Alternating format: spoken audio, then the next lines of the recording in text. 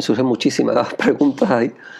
Una antes de entrar en el libro, porque quiero preguntarte cosas del libro, he señalado aquí una serie de cosas y entrar. Yo no te voy a decir lo de umbral, yo no he venido a hablar de mi libro, así que hablamos de lo que tú quieras. Sí, pero hay cosas que aquí que, hombre, estás contando cosas que yo lo entiendo perfectamente, yo a lo mejor pongo otras palabras, pero y muchas personas a lo mejor no lo entienden, o bueno, entonces queremos hacerlo que sea asequible a todo el mundo, ¿no? Aunque algunas veces para algunas personas puedan parecer muy simple, ¿no? Aunque esto, en fin, explicar con palabras lo inmanifestado, lo infinito, en fin. Bueno, decía, pero es importante. La conciencia se manifiesta en todos, en todo lo manifestado, en todo, pero con distinto nivel vibracional. El humano, con un nivel vibracional distinto para cada uno, apropiado para el momento conciencial, evolutivo que está viviendo, puede tomar conciencia, elevar su nivel de conciencia cambiando su nivel vibracional, y eso se puede hacer mediante meditación, mediante vacíos mentales, estando el cerebro en otros estados, alfa, beta, en fin, todo eso que se puede conseguir mediante una música, mediante un vacío mental profundo. Y cómo es una experiencia interesante que se sepa que hay estados del ser humano que con un nivel vibracional se puede elevar ese nivel vibracional, elevar esa frecuencia en su en su estado y acceder a otros estados de conciencia. No sé si hablar de traslaciones de conciencia que puede hacer el humano y todo eso, pero prefiero, si no me surge algo, me surgen muchas cosas como estaba hablando, prefiero, si te parece, porque es importante. Es importante, vemos que a lo mejor la meditación no sirve para nada o no sirve para nada, y es importantísimo lo que has dicho tú, cada conciencia se manifiesta en un estado vibracional distinto. La vibración es la manifestación de la energía. ¿Cómo detectamos energía? Por la vibración que produce. Entonces podemos detectar energía en función de medir esa vibración, ¿no? Esta energía. Y hay energías, no me gusta calificarlas de malas ni buenas, pero son bajas o densas o altas energías, y eso el humano lo puede detectar. Lo puede detectar. Y el humano puede hacer desplazamientos de conciencia e ir a otros estados de conciencia en función de determinadas técnicas que normalmente se pueden aprender, están innatas, pero hay que ejercitarlas. Me parece que sería importante que compartieras algo sobre esto. Sí. Tenemos una ventaja para hablar de todo esto, y es que ha habido seres humanos que lo han hecho. Esa es la gran ventaja. Es decir, que cuando nos ponemos tú y yo a lucubrar sobre esto, bueno, pues podemos lucubrar mucho. Pero ha habido antes que nosotros seres humanos que esto ya lo han hecho. Es decir, seres humanos que han evolucionado en conciencia. El término conciencia va unido a otro término, otra expresión, mejor dicho, que son los estados de conciencia. La conciencia es una, pero después en cada uno se manifiesta de una forma determinada en función de su proceso, de su momento evolutivo. Y el estado de conciencia de cada uno es la forma que cada uno tiene de ver el mundo, de ver las cosas, de ver la vida, de ver la divinidad, de ver la muerte. A lo largo de la historia de la humanidad ha habido gente que están en las enciclopedias, también lo habrá anónimo. Yo barrunto que no han sido muchos, pero han sido un número suficiente. Buda, Gautama, Jesús de Nazaret, Pitágoras, Saint Germain, una serie de gente que a lo largo de la historia de la humanidad han evolucionado en conciencia más allá del ritmo medio de la humanidad. Todo tiene su ritmo y la humanidad tiene su ritmo. En estas corrientes antiguas el ritmo se nos describe con una exactitud que asombra. Se nos habla de que la humanidad va evolucionando, desarrollando poco a poco sus distintos componentes. El físico, el emocional, el mental, la mente abstracta, que es la parte de la mente que te permite hablar de lo que hemos hablado hasta ahora, de cosmogénesis. La mente concreta en esto se pierde. Es esa mente que va de lo universal a lo particular, que tiene que ver con la filosofía, con la ciencia, con la espiritualidad, con las matemáticas, con la música, ¿no? Esa mente, la que te permite percibir, adentrarte en terrenos donde la mente concreta, que está en el día a día, no llega. Eso hace que no es ni bueno ni malo, ni listo ni tonto, pero hay personas que su mente abstracta, por los motivos que sean, no la han desarrollado, y que cuando se habla de temas como los que hemos hablado nosotros hasta ahora, de lo inmanifestado, lo manifestado, pues se quedan así como diciendo, claro, bueno, ¿esto qué es? ¿De qué va? No pasa nada, no pasa nada, simplemente que hay un componente que está ahí latente pero que no está todavía patente, ¿no? Entonces la humanidad sigue un ciclo, un proceso.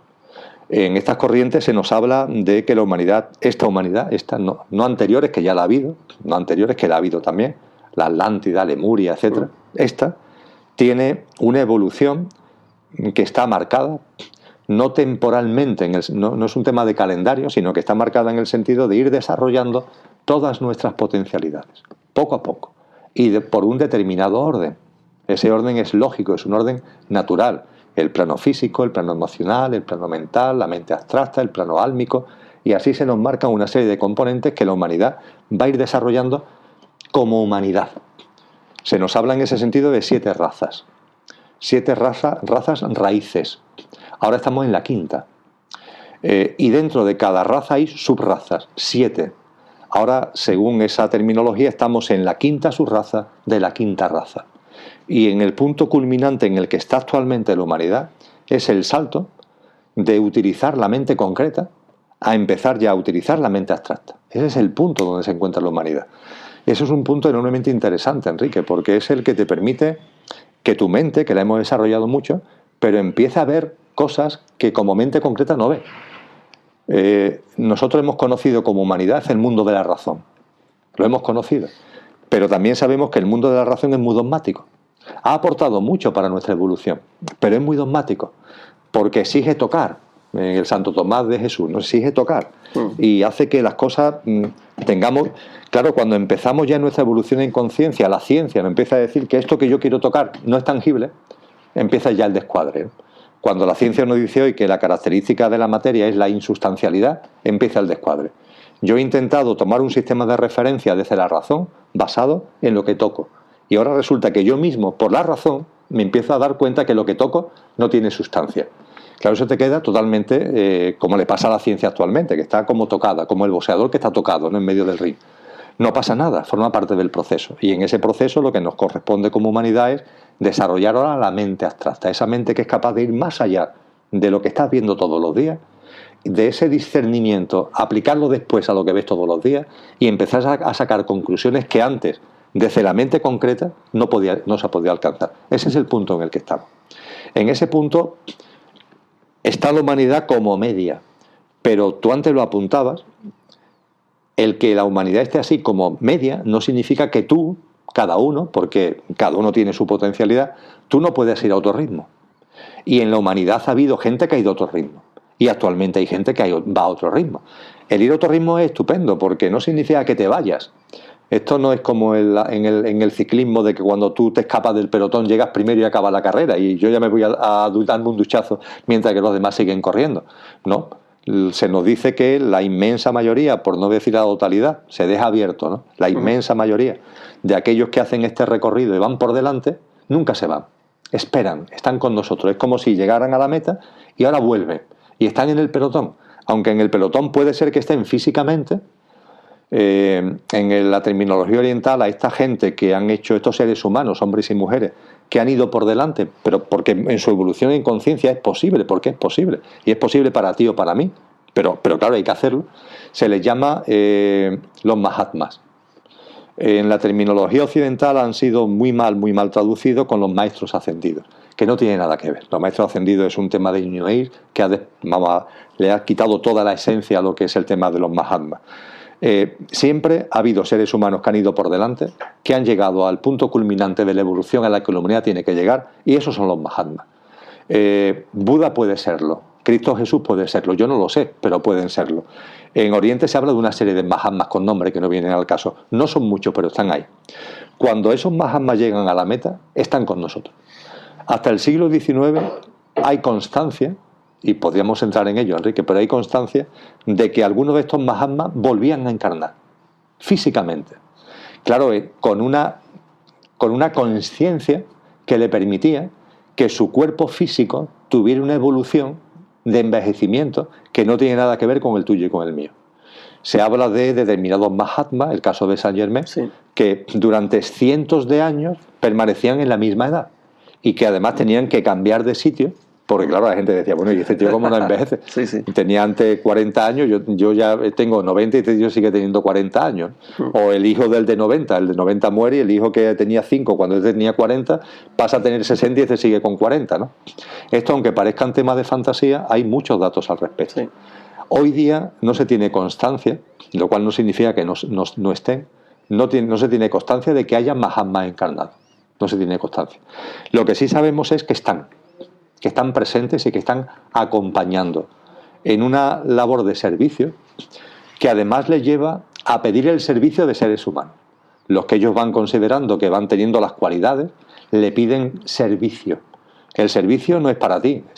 Es que lo de los maestros ascendidos es muy divertido, Enrique, porque la gente que hablaban de los maestros ascendidos a partir de un matrimonio en los años en el siglo XX, que empezaron a hablar de los maestros ascendidos, es muy divertido porque los maestros ascendidos se presentan a ti para hacer cosas por ti. Sí. Claro, eso es ridículo, de verdad. O sea, pensar que estos seres hiperevolucionados, ¿no? Acudan a ti para preocuparse de tus cosas del día a día, es que eso es de una ridiculez total y completa, ¿no? Pero sin embargo hay gente que en su proceso conciencial se lo cree, ¿no?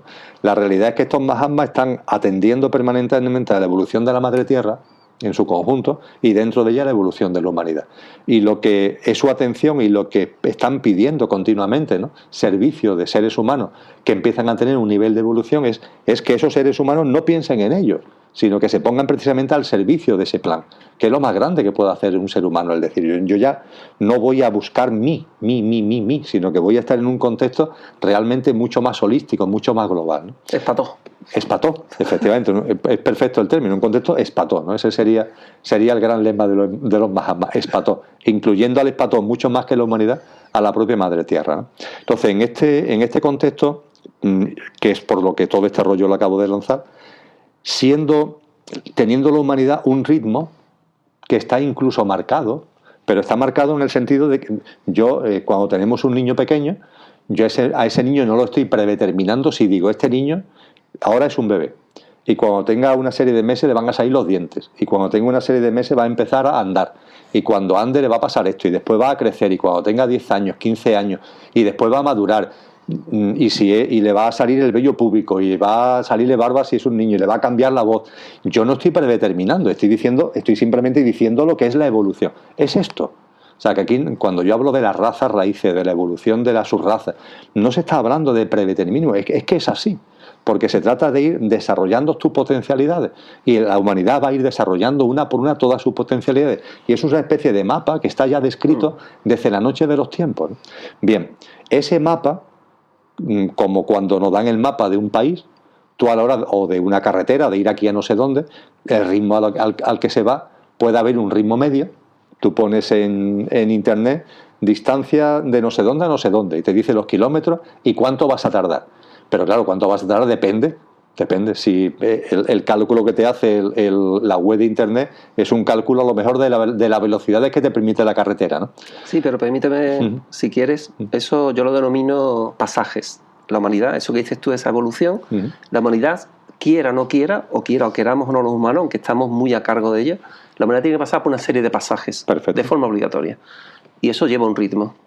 Y esos pasajes, el último que tengamos constancia, por lo menos desde mi percepción, es el que tú has dicho que acabó con esas civilizaciones de la Atlántida y Lemuria, que es el pasaje por el agua, el famoso diluvio universal del Antiguo Testamento, ¿no?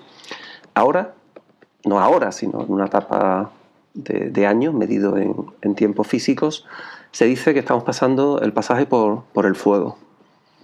Y es un pasaje que la humanidad tiene que pasar por él. Y no se sabe muy bien de qué va el fuego, ¿no? Hay muchos potenciales catastróficos, de los que sabes que aquí no hablamos para nada de ello, porque ese pasaje se puede considerar desde la mente que es catastrófico, porque puede llevar a una destrucción de determinadas cosas, ¿no? Y la mente lo califica, sin entender que es un pasaje necesario en esa evolución que dices tú del niño, que es perfecta, pero son pasajes por los que la humanidad, queramos o no, va a pasar. Y ya ha pasado por algunos, y hay quien dice el pasaje por el fuego. Y ahí se dan muchas potencialidades que pueden ocurrir. Yo siento que los humanos, la humanidad, como barco que estamos a cargo, va a depender mucho de esos pasajes o de ese pasaje que estamos ahora mismo, aunque todavía no en una etapa muy fuerte, estamos ahí. En determinadas tradiciones se asimila o se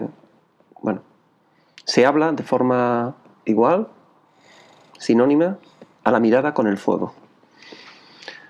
El fuego puede ser el fuego solar, una tormenta, una llamada solar puede ser fuego también, o puede ser fuego físico, en fin. Yo quiero creer, o quiero sentir, y para eso no trabajamos, hacemos todo esto para despertar conciencia, de que como estamos a cargo, cuando el calendario maya acaba en el 2012, no es que se acabe nada, es que ya no hay nada escrito, es todo potencial, ¿no? Bien, en esa potencialidad que tenemos y que vamos a pasar, nosotros tenemos mucho como humanos que decir. Por eso vuelvo a decir la importancia que tenemos al estar encargados nosotros, al estar encargados y encarnados, y los momentos que vivimos. Ese pasaje por el fuego, en que algunas tradiciones dicen que estamos, yo quiero sentir que es un pasaje de mirada, es decir, cambia tu mirada. Cambia tu mirada, el fuego es la mirada, ante cualquier cosa que ocurre, cambia tu mirada, por no decir tu actitud, cambia tu mirada. Ocurre algo que la mente califica catastrófico, cambia tu mirada de que es algo que tiene que ocurrir para despertar conciencias, cambia tu mirada. Es un pasaje que estamos viviendo y se va a acrecentar, y cambiando tu mirada, tomando conciencia, que nos gusta mucho hablar de eso, podemos ese pasaje hacerlo más suave, por hablar de términos. ¿Qué sientes respecto a esto? He compartido, bebiendo de esta enseñanza que no es mía, esta sabiduría que no es mía, yo he bebido de ella, he compartido que esta humanidad tiene 7 razas raíces, sí, cada una con 7 subrazas, y que eso se va desplegando conforme a un ritmo, igual que el bebé se va convirtiendo hasta que es un anciano con un determinado ritmo. Se nos habla también de que estas 7 razas forman parte de una ronda, y hay distintas rondas en lo que se llama la evolución de este globo, que es el planeta Tierra. Estamos hablando, por tanto, de un proceso que a nuestra mente concreta la vuelve loca. Dice, bueno, Dios mío, ¿qué es esto? Rondas, varias rondas, en cada ronda distintas razas raíces, en cada raza raíces distintas subrazas. Al final es como si cogiéramos eso, la vida del recién nacido hasta que termine, yo qué sé, como con 100 años, todo su proceso con mucho detalle, con mucho detalle. Estamos en condiciones de hacerlo, ¿verdad?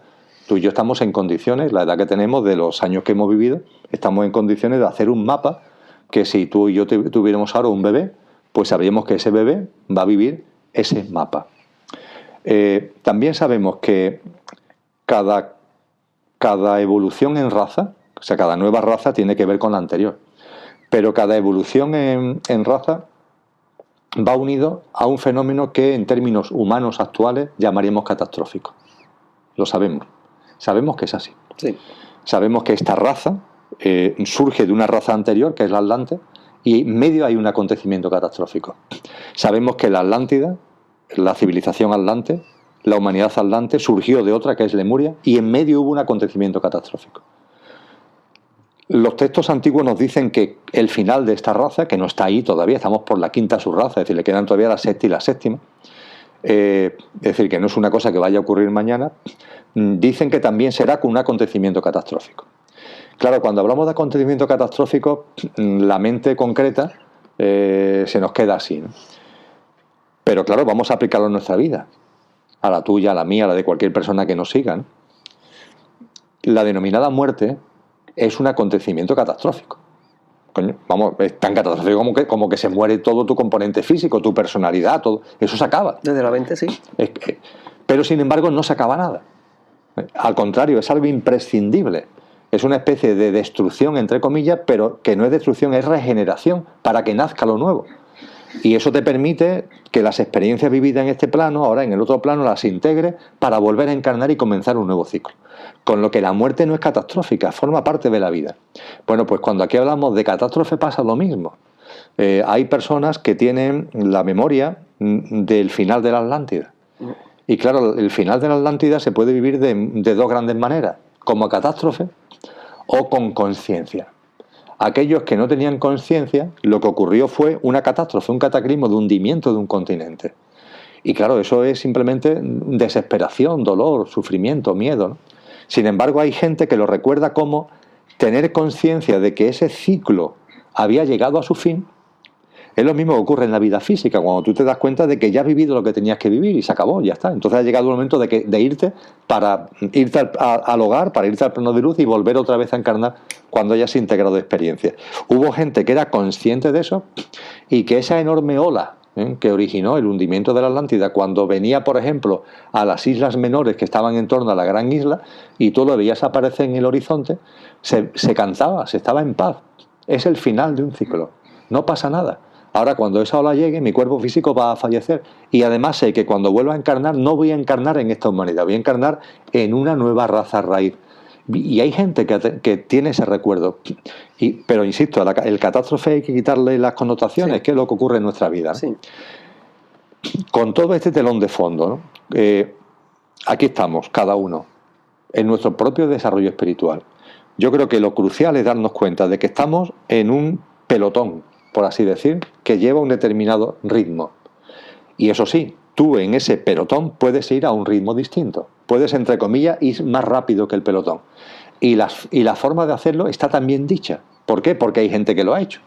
Es decir, no sé, Eddy Merckx, ese gran ciclista, o Ocaña, ese gran ciclista, ¿no? O los ciclistas de ahora mismo, Pedro Delegado, yo qué sé. Ya nos dicen, es decir, Pedro Delegado retransmite la Vuelta Ciclista a España y te narra cuando subía a ese puerto, porque yo lo he vivido, ¿no? Entonces la ventaja que tenemos es que hay gente que como lo ha vivido nos los han dicho, nos lo han escrito. ¿Qué es lo que nos dicen? Pues fundamentalmente dos cosas, Enrique. Por una parte, que la casa hay que comenzarla por los cimientos. Somos el cielo en la tierra, en el sentido de que tenemos el constituyente divino, pero estamos en la materia metidos. Bueno, pues lo primero es que tú tienes que empezar para irte quitando de encima el peso de la materia, lo primero que tienes que ir es metiendo la conciencia en la materia. Y no hay vuelta atrás. Es decir, yo he sido el primero durante una época de mi proceso conciencial que me olvidé de esto, ¿no? Y que entendía que la forma de conseguir la transformación en Dios, que es lo que somos, es, yo qué sé, el tener una especie de visión, algo que te cambia. Meditaciones profundas. No sé, lo que nos cuenta de Pablo de Tarso, que se cae del caballo y entonces ve las cosas. Pero es que eso no es así. Es decir, es que eso no le ha pasado a nadie nunca. Se dice, Buda se iluminó, sí, claro, pero Buda se iluminó a través de un proceso enorme, que vete a saber cuántas vidas tenía antes. Es decir, no hay, no sé, yéndonos al siglo XX, personas que se ha hablado de ellas como personas muy iluminadas. Krishnamurti, por ejemplo, ¿no?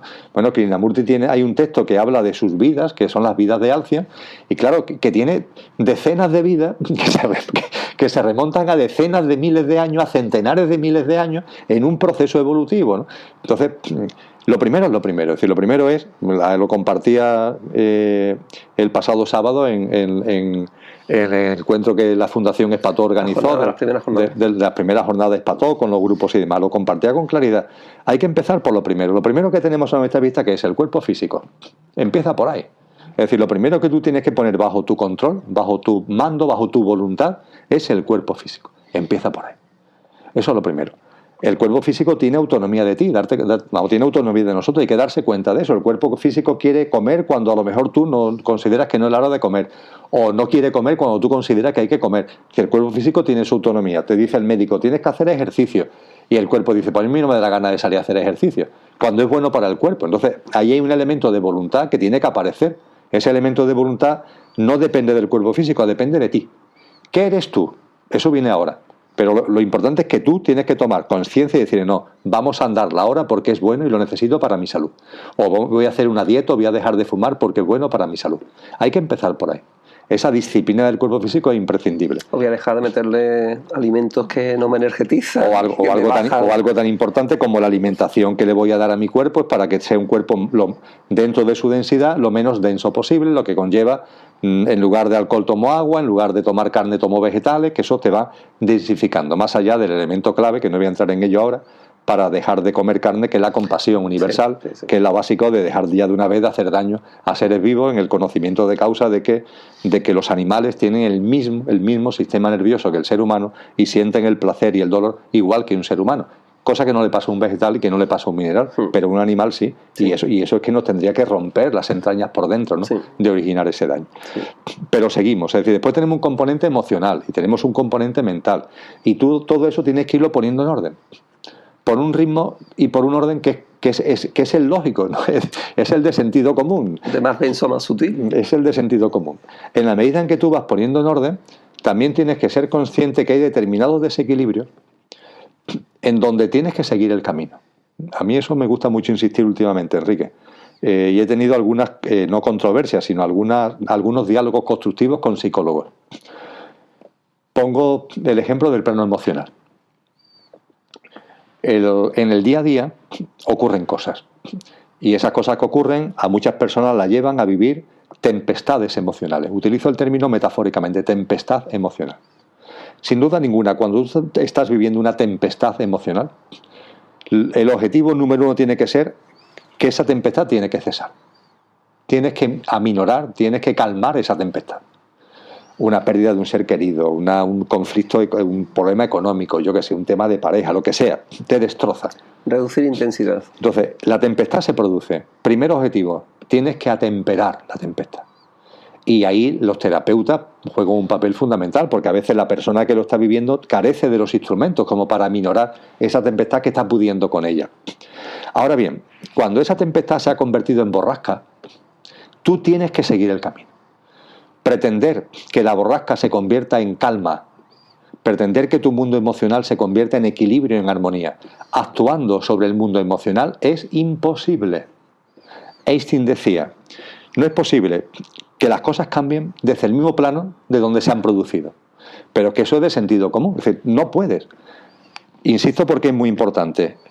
La ayuda de un psicólogo, de terapeuta, para que la tempestad se convierta en borrasca es, en muchos casos, imprescindible porque la persona no tiene capacidad de gestión. Y yo sigo insistiendo, perdóname. Sí, sí. Y sigue preguntándote, ¿eso para qué? Una vez que pase esa tempestad, dice, haya pasado, y ahora sigo mi vida diaria. No, párate, claro. Porque esto es para algo. Cuando es borrasca, ya se ha convertido en borrasca, tienes que seguir. Claro. Para saber precisamente por qué eso está en tu vida, porque eso tiene un sentido profundo en tu vida, no es casual. ¿Y para qué? Y en un por qué y un para qué, efectivamente. Y entonces, a partir de ahí, tu camino te tiene que llevar a la famosa mente abstracta a la que yo he hecho referencia ahora. Eso es. Y solo cuando tú desarrolles la mente abstracta, vendrá a ti, porque viene. Lo que en sánscrito se llama viveka, que en nuestra terminología es el discernimiento. Ves, te das cuenta. Pero no te das cuenta por casualidad, sino porque llevas hecho un camino. En la mente abstracta hay que desarrollarla, y se desarrolla ¿cómo? Pues viendo Recuerda TV. No viendo una tertulia de política en la no sé qué canal de televisión, en un tema de tertuliano, en un tema del che de no sé cuánto, de como se llame, de no sé qué canal, te estás entreteniendo, pero no estás desarrollando la mente abstracta. La mente abstracta se desarrolla por la espiritualidad, por la filosofía y por la ciencia, y por elementos que están concadenados a ellos, como las matemáticas, como la música clásica, no otra música, la música clásica. Eso te va desarrollando la mente abstracta. Cuando la mente abstracta se desarrolla, se abre, viene a ti lo que tú eres. Es como una especie de, el ejemplo que utilizan los antiguos es de cáliz que se abre, entonces tu yo superior se empieza a desparramar sobre ti. Ese desparrame es una compuerta que se abre, es la mente abstracta, permite que a tu mente concreta llegue el discernimiento. Y ahora con el discernimiento te vas al mundo emocional. Y por fin ahí sí podrás entender el porqué y el para qué, lo que hará que la borrasca se convierta en calma.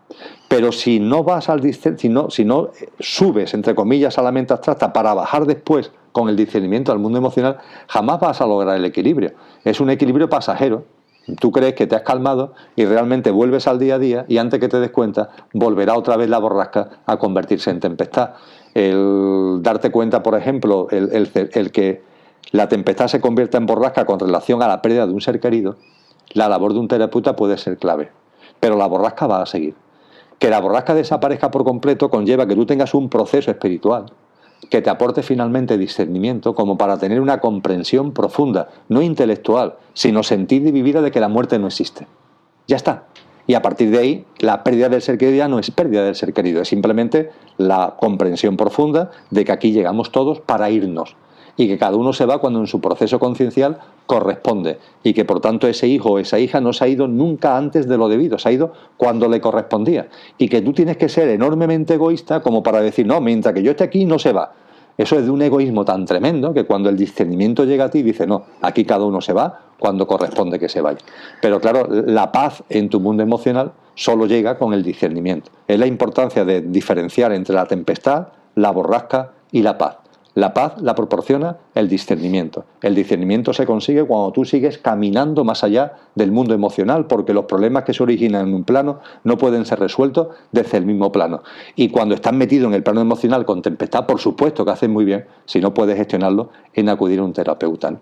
Y en el ámbito de nuestro proceso espiritual, tú antes lo mencionabas, el tema de la meditación. Y claro, la meditación es clave. Pero Enrique, la meditación es que es tan variada, es decir, Sí. tiene tantos pasos y esos pasos están ya tan bien descritos por la gente que lo han vivido. El mapa está tan bien descrito y nos dicen con tanta claridad, por favor, en cualquier caso, el silencio, el respirar, eso le viene bien a cualquier ser humano en cualquier momento, da igual su proceso conciencial, da igual. Simplemente eso, ¿no? El guardar silencio y el respirar. Pero engarzando el silencio, la respiración consciente con tu proceso conciencial, primer paso, aprende a prestar atención. Ya está. Que tu mente concreta se acostumbre a prestar atención a aquello en lo que estás haciendo. Ese es el primer paso. La gente quiere llegar al samadhi, ahí a los estados de conciencia, sin pasar por prestar atención cuando estás desayunando con una persona. Y no es posible. Si tu mente no es capaz de prestar atención a la persona que tienes enfrente cuando estás compartiendo con él un desayuno, porque cita la palabra montaña y a ti se te viene a la cabeza que tienes que ir a la Sierra Nevada o la última vez que estuviste en el Valle de Arán, no. Tú tienes que poner ahora tu conciencia en prestar atención. No me pienses en el samadhi, porque el samadhi para ti es como estar bañándote en el riachuelo del Guadalquivir y decir que quieres ir al Caribe. No, tú estás en el riachuelo del Guadalquivir. Empieza por aquí. Mójate los tobillos en el riachuelo del Guadalquivir y ya cuando te hayas mojado los tobillos ya veremos qué pasa con el Caribe, pero tienes que empezar por el principio, ¿eh? Cuando empiezas a prestar atención, que tiene mucho que ver con vivir en el aquí y ahora, con la atención al momento presente, hay un segundo elemento que es concentración. Concentración. Tú y yo la tenemos. Yo creo que bastante. Quizá no lo suficiente, no lo sé. Hombre, yo estoy ahí, salgo y me voy y vuelvo. Yo te conozco y me conozco y tenemos capacidad de concentración. Es decir, nos podemos concentrar sobre un tema. Estamos ahora concentrados sobre un asunto. Y no todo el mundo es capaz de mantener un diálogo como el que tú y yo estamos manteniendo, porque simplemente se quedan en blanco. ¿Pero por qué te quedas en blanco? Porque tu cabeza se va a otro sitio, simplemente. No es que te quedes en blanco, sino que tu cabeza se ha ido a otro sitio y entonces estás en blanco para lo que estás. La concentración es algo tan simple como mantener la atención concentrada en algo durante un tiempo. Y me gusta decir, en lo que sea, como ejercicio, en lo que te dé la gana.